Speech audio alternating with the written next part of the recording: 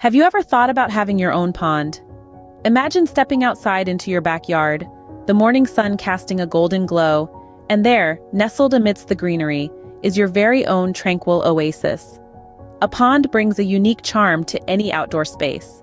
It's not just a visually pleasing addition, it's a hub of life, bustling with fish, frogs, and the occasional visiting bird. Imagine the gentle ripple of water, the calming dance of koi fish, the symphony of croaking frogs under the moonlight. It's a sliver of nature right at your doorstep, and the best part? You can create this serene retreat all by yourself. From selecting the perfect spot, choosing the right materials and equipment, to adding the final touches that make your pond truly yours, it's a labor of love that yields a stunning result. So, are you ready to bring a touch of the wild to your backyard? In this video, we will guide you through the process of building your own pond. Before we start digging, we need to plan. Because, my darlings, a well-thought-out plan is the foundation of a successful pond project.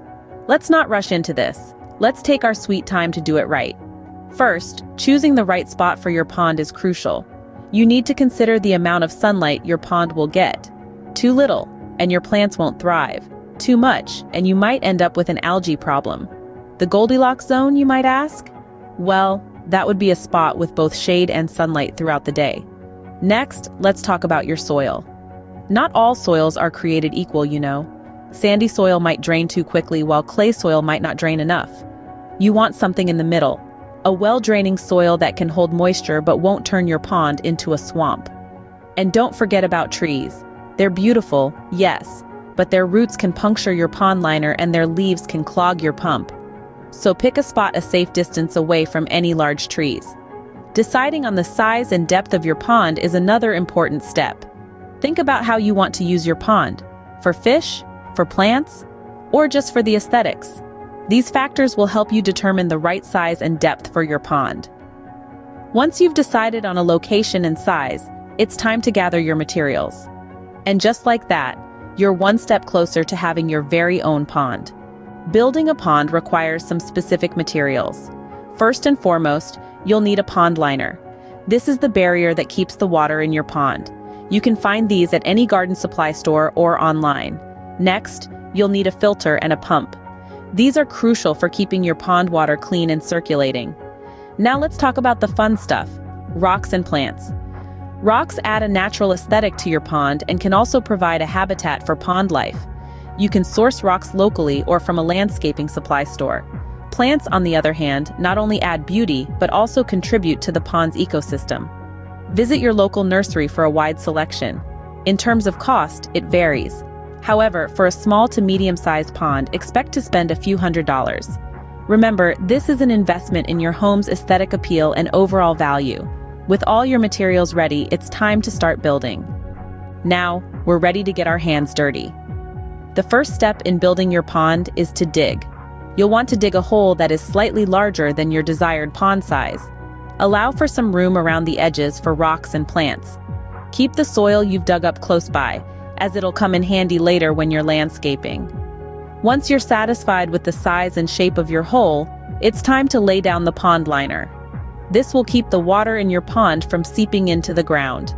Gently spread the liner across the hole, making sure it covers the entire area. Don't worry if it looks a bit messy at this stage. We'll tidy it up later. Now let's install the pump and filter. These are crucial components to keep your pond water clean and healthy. The pump circulates the water, while the filter removes any unwanted substances. Make sure to follow the manufacturer's instructions carefully when installing these. Next, we need to arrange the rocks.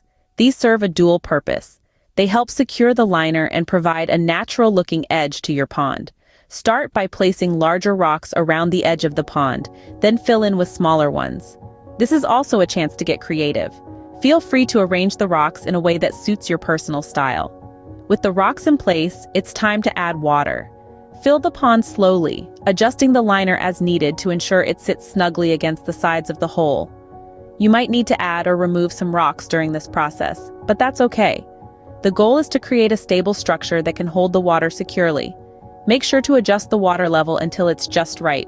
You don't want it too low, as this could cause the pump to run dry, but you also don't want it too high, as it could overflow and cause damage to your landscaping. With the structure in place, we can now move on to the fun part, adding life to your pond. A pond is not just about water and rocks. You see, a pond is like a canvas, and the plants and fish you choose are the paint that brings your masterpiece to life. The right blend of flora and fauna not only enhances the aesthetic appeal of your pond, but also contributes to a balanced ecosystem, making your pond a thriving hub of life. So, how do you choose the right plants and fish? When choosing plants, consider factors like your local climate, the size of your pond, and the amount of sunlight it receives.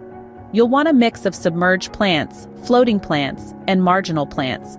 Submerged plants, like water lilies, provide oxygen for your fish. Floating plants, such as water hyacinth, offer shade and reduce algae growth. Marginal plants, like irises, add height and color around the pond's edge. As for fish, goldfish and koi are popular choices due to their hardiness and vibrant colors. But remember, each fish has its own needs and behaviors, so research carefully before you make your choice. And don't forget, a balanced pond needs more than just fish. Consider adding snails or tadpoles to help control algae and keep your pond clean. And finally, take your time introducing your new plants and fish to the pond to ensure they acclimate well. And there you have it, your very own backyard pond. Building a pond may seem like a big task, but with careful planning and a little effort, it's entirely doable. Remember, the journey starts with a well-thought-out plan. Then, you'll need to gather all the necessary materials. With everything in hand, you can start building. Add those finishing touches to make your pond truly unique. It's a rewarding process, and the end result is a tranquil haven right in your own backyard.